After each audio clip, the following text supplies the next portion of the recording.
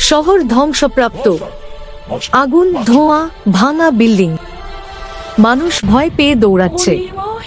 হঠাৎ আকাশ থেকে লাফ দিয়ে নামল হক। হক গম্ভীর কণ্ঠে, থামো, ভয় পেও না, হাল্ক এসেছে। ধ্বংসস্তূপের মাঝে কাঁদছে একটি ছোট বাচ্চা।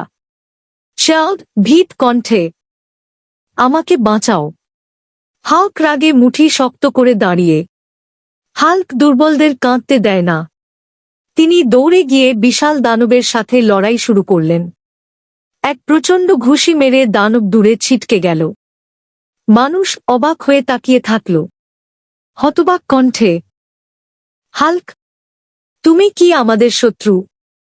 হক শান্ত হয়ে বাচ্চা ও মানুষদের দিকে তাকাল। হক শান্ত কণ্ঠে, হাল্ক রাগী, কিন্তু খারাপ না। হাল্ক শুধু মানুষকে বাঁচাতে চায়। শেষ দৃশ্যে হক সূর্যাস্তের দিকে ধীরে ধীরে হাঁটছে।